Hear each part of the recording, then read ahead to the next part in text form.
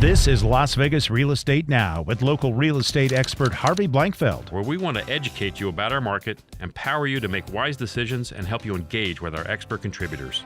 When we talk about the Clean Energy Project, there's other issues. You mentioned briefly there about the regional grid. Let's talk a little bit. Let's enlighten people about that, because that's a scary topic. It is. And I think that the discussion about the regional grid is getting clouded by the rhetoric around question 3. Yeah. So if we step back and you talk about all the great resources, the renewable resources we have here. Right now, if we were connected to a larger regional grid, there would be more of a market for moving the electricity generated from wind and solar around the region. We'd have a better market. It would be more efficient. There are regional grids or regional transmission organizations, they're called RTOs, that exist in other parts of the country. There are 10 around the country, and the closest one to us is the California RTO or CAISO. Okay. And we participate already in one of the markets that CAISO oversees, and that's what's called the Energy Imbalance Market. It's a 5-minute market that allows us to balance in real time the fluctuations that happen on the grid.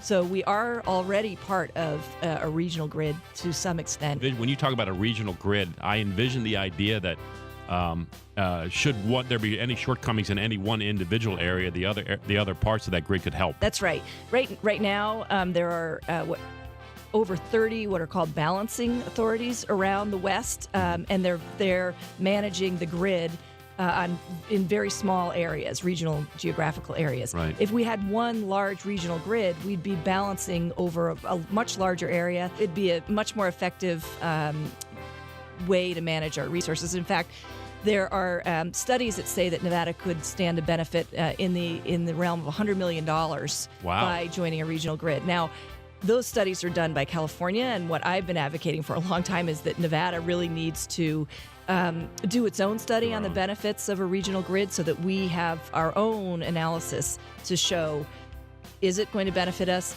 Will it benefit us to join the California transmission organization or some other transmission organization, or join with other states to set up our own? I think it's important to note that the governor of California and the state legislature know that if they're going to create a regional grid, they have to get rid of that California fear factor. And so they've been debating legislation that would open up the governance of their grid to take away that governance issue that so many of the other states who might join rightfully have concerns about. The other thing that you guys are dealing with is the other question on the ballot coming up is question 6. And I want to talk a little bit about that. Can you give us some insight into question 6? Because that's not talked about at all. Right. Really. Question 6 would increase the renewable portfolio standard of the state. So Nevada was one of the early adopters of a renewable portfolio standard, which does require that the utility get a certain percentage of electricity from renewable sources. And so early on, the number is 20% by 2025. We are well on our way, if not going beyond the 20% by 2025.